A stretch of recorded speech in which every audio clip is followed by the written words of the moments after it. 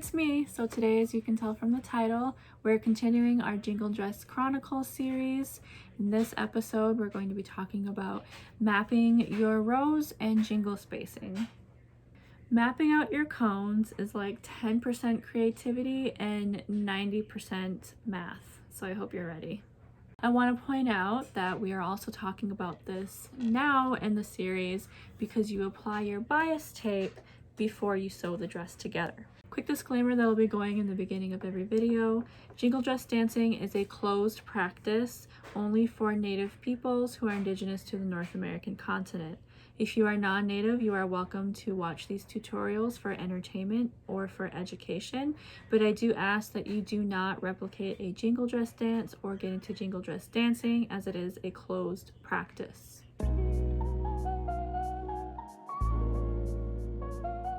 So first, let's talk about the different ways that people apply their rows.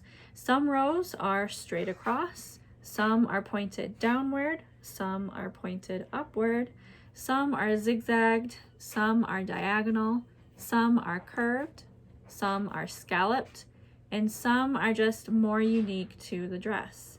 Some only have jingles on the skirt, some also have jingles on the bodice, and some also have jingles on the sleeves. In addition, some dresses have their rows and or their cones spaced really close together, or they're spaced far apart. This dress is going to have its rows pointed downward, but I need to do more before I can decide how closely the cones are going to be spaced together. So now I'm hoping that you spent some time determining how you would like your rows and your jingles to be placed and spaced, and it's time to map out the dress. Obviously, since there are so many ways to do this, there's a chance that you will want your rows to be different from mine. You should be able to apply the same basic principles used in this video to your design. I also suggest watching this video all the way through before beginning any of your work so you don't miss out on any options or alternate tips. Now, let's get into it.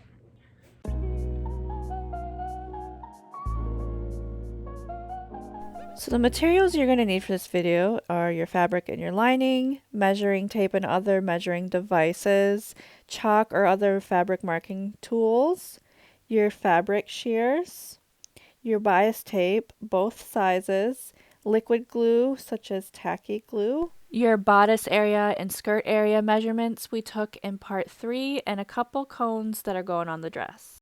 You don't need the cat, however. He's a great help. You'll eventually need your sewing machine and thread that matches your bias tape. Before we start, you do have the option to hem your skirt/dress before adding anything to it, or you can leave the edge raw for now and do a rolled hem later. To hem now, place your fabric and your lining right sides together. Straight stitch 1 inch away from the edge of the fabric, turn it outside right, and iron flat. Top stitch 1/4 inch from the edge. Whichever way you choose, we need to lay our lining underneath the fabric now before applying the tape.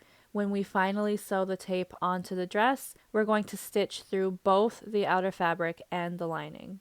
While mapping out rows on the dress, especially on the bodice, remember to consider how wide your belt is and where it will be placed.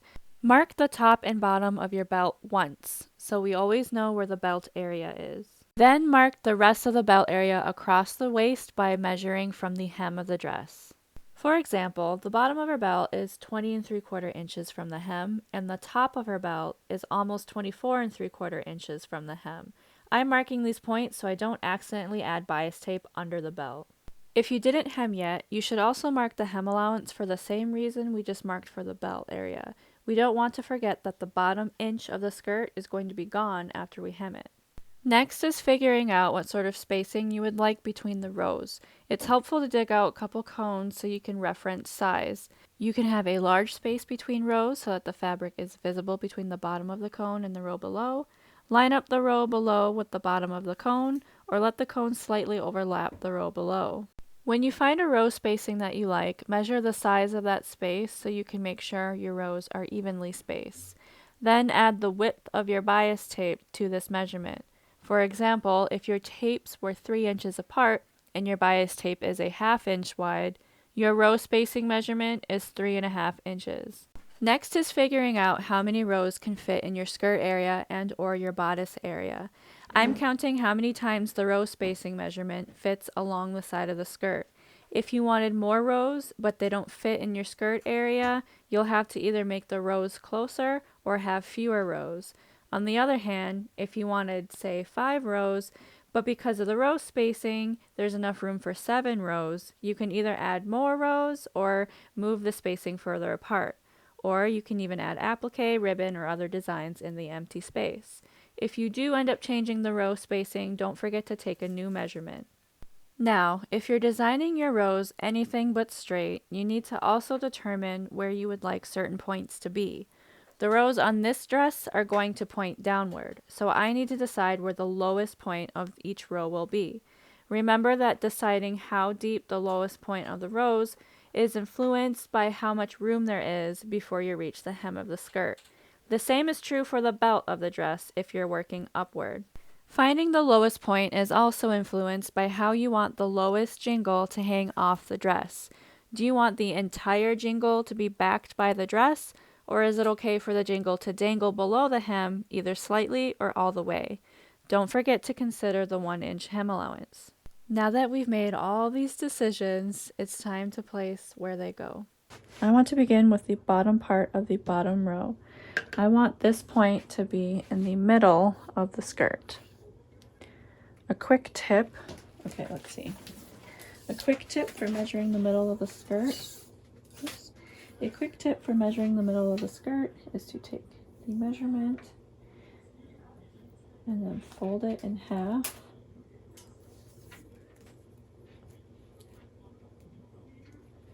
And you found your middle without having to measure. After marking the middle, then I line up the row spacing measurement with the middle and mark. This is the lowest point. Now it's time to find the lowest point of every row. Measure the row spacing measurement from the lowest point and then mark the next point meeting up with the middle. Repeat this process for each row. Now we're going to work from the top to find the highest points of each row. You'll have to do this on both the left and the right. Begin where the edge of the fabric meets the bottom belt mark, unless you want the row to be further from the belt. Measure the row spacing measurement from that point and mark it. Then repeat that for all the rows just like we did before. This next step is optional but can be very helpful. Using chalk or another fabric marking tool, for each row, connect the leftmost point to the middle point to the rightmost point. This just takes out the guesswork when laying down your tape. I suggest laying out a few cones so you can double check if you have enough or too many rows. As you can see here, I decided there was 1 too many rows and that they were too close together, so I remeasured and remarked. I also changed my mind on the bottom row. I decided to make it straight across. I'm a sucker for complicating my projects, I'll admit it. This is highly optional, but you can also lay down your bias tape just to get a visual and triple check if you like things. If putting cones on the bodice, remember whether the zipper is going on the front or the back. This is not only important for placement, but then you also decide whether you want your bias tape to go around the zipper or be sewn into the zipper. In addition, remember we haven't deepened the neck hole for the front yet, so be sure to account for that. There's also a few other things you should consider. If the dress is for an adult, consider breast shapes and sizes. Where the top of the belt is going to sit, where the armpits meet the bodice, and if and where you plan on putting applique. Similar to how we determine row spacing for the skirt by using the bottom of the belt and the hem for reference, for the bodice you can reference the top of the belt, the armpit, and the shoulders to measure row spacing. This is true even if you have 1 row, which is what I'll be doing here. So first, I'm going to find the middle, and then I mark that as the deepest point of the row. Then I determine where I want the highest point of the row to end, and I mark that point. Then I measured that point from the tip of the outer shoulder. Then I took this measurement to the other side of the bodice and marked the other side of the row. Then draw a straight line to connect the dots. This dress will not be having any jingles on the sleeves, but if you wanted to do that for your dress, I would suggest either pinning the sleeve to the dress before mapping it out, or folding the sleeve in half and laying it directly next to the outer shoulder point. Whichever way you choose, don't forget to consider the 1/2 inch seam allowance. It's possible that the rows match up now, but once you sew the dress together, the rows won't match up because of the seam. Now it's time for the tape. You can either pin the tape to the dress, or glue it, or sew it right onto the dress on the top side of the tape only. Whichever method you choose, just be sure that you can open the tape later when we apply the cone tabs. When the tape reaches a point, I fold the tape so it goes into the new direction, and then I pin the point down. This can be kind of a pain in the butt, but I do have a trick for making the bias tape have a clean point. But it's only worth it if you don't mind spending extra time. You can cut the dress or skirt area in half, apply the bias tape, and then sew the two halves together. This forms a seam down the middle. Or you can just fold the dress and stitch down the middle if you want to avoid rough edges. Either way, you have to make sure you add 1 inch seam allowance specifically for this step. You can refer back to part 3 at these timestamps and use that method for adding seam allowance in the middle. Now that my tape is placed, it's time to first determine tab spacing and second, cut the tabs. How close you want your cones to be is totally up to you. There's no singular way to do it. Just remember to consider the total amount of cones you plan on having. If they're too close together, you might run out of cones. If they're too far apart, you might not be able to fit all your cones onto the dress. You also don't want your cones to be too far apart or else they won't jingle. I am working with around 100 child-sized cones. You can do math to calculate the perfect spacing, but I'm just going to lay a couple cones out onto the dress and visually calculate what type of spacing I want. I decided to space each tab 1¼ inch apart. Keep in mind, I included the width of my 1/4 inch bias tape in this measurement. I do this because every time I measure a space, I'm going to put the edge of my measuring tape against the edge of the preceding tab. Next, you have two options for creating tabs. Option 1. Some people apply their cones as they make their tabs. They string the cone onto the bias tape, tie a tight knot at the end, pull their cone down over the knot, clamp it with pliers, and then cut the tab off. Then repeat for all of the tabs, using that same original tab as a reference for the rest of the tabs. The upside of this, it's faster than option 2. The downside of this is you need to sew everything on before sewing the dress together, and it's kind of difficult to sew the dress together with all of the cones attached. I won't be using this method, but I will link a video in the description where they do. Option 2, which is what I'm doing. Tie a tight knot at the end of the tape. Cut the tab to the desired size. If you want, place the tape and the cone onto the dress so you can make sure to cut the tab at the right size. Then repeat for all of the tabs using that same original tab as reference for the rest of the tabs. We won't be applying the cones to the tabs until the entire dress is sewn together. In this series, cone attachment will take place in the last video.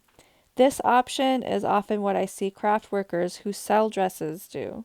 They do everything except attach the cones, then give it to their customer with empty tabs. The upside of this, it's easier to sew on the tabs, and easier to sew the dress together later on.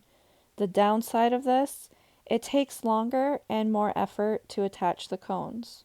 Once you have all the tabs created, place them inside of the wide bias tape, measuring the spacing between them.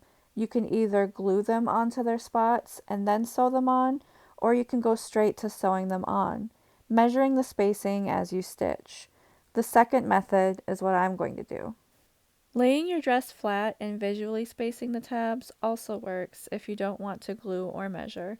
Just be sure you mark on the dress where each tab goes.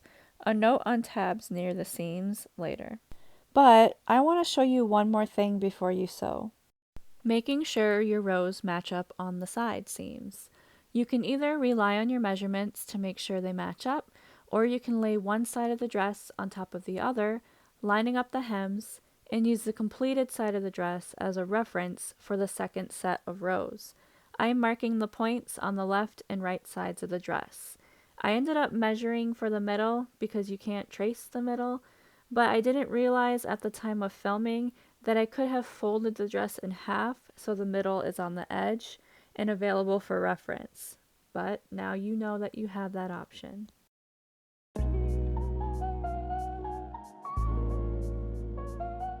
Now it's time to sew all the bias tape and tabs onto the dress. A note on the zipper in a minute. We're going to straight stitch on the top of the bias tape and then on the bottom of the bias tape. Although the top of the tape might catch the tabs at times, the stitch on the bottom of the bias tape is what mainly stitches the tabs on. So when I stitch over the tabs, I'll stop and back stitch over the tabs and then continue stitching. When I place the tabs, I place them inside of the bias tape. However, the tape doesn't open up at the point of the tape, so on the point, I place the tab under the tape. I'm sewing one side of the row at a time just so I can make extra sure that the tab spacing matches on each side. You can do the same, or you can sew the whole row at once, turning at the point. Quick tip on sewing the points. First of all, sew slowly. Maybe even use the manual knob at the corners instead of the foot pedal. Second, sometimes the tape scrunches up onto the sewer foot. To fix this, make sure your needle is in the fabric, lift up the foot, and press the tape flat again.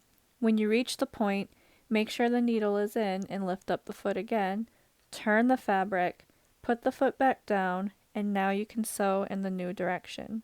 As I said before, I didn't glue my tabs on. I decided to sew as I go. If you're really new to sewing though, and you don't want to use glue, I would then suggest marking your tab spots or pinning your tabs on before sewing, just to be sure and avoid setbacks. Keep in mind the 1/2 inch seam allowance on each side of the dress. You don't want to place a tab in the seam, but you can place a tab right next to the seam. I actually have a little trick for this. If, on both your dresses front and the back, your tabs are ending up on the edge of the seam, remove one tab from either the front or the back. Then you won't have two tabs right next to each other, and you'll have an even spacing between tabs, even on the seam. To sew as you go, place the first tab down, measure the spacing, place down the next tab, and then sew over it, and repeat for every tab. If the spacing ends up being a little off, that's okay. It won't be noticeable unless it's like a 1/2 inch away or more. Sometimes I'll have to adjust spacing at the lowest points or at the ends of the rows. Now for the note on the zipper. You should know now that if you plan on placing the cones on the bodice, you can't place the zipper and a cone on the same spot. This is true for this dress, as the bodice has a downward point in the middle. The jingle that would normally be on the point can't be there because of the zipper. So if this is the case for you, remember to skip placing a tab where the zipper goes. If the shape of your row makes it possible to place the zipper between tabs, then you're creator's favorite. Now would be the time to add any applique or other embellishments to the dress. Once you have everything else added, it's time to sew the dress together. We'll be doing that in the next part, so I hope this was helpful for you, and I'll see you in the next one. Bama Peak Guapman.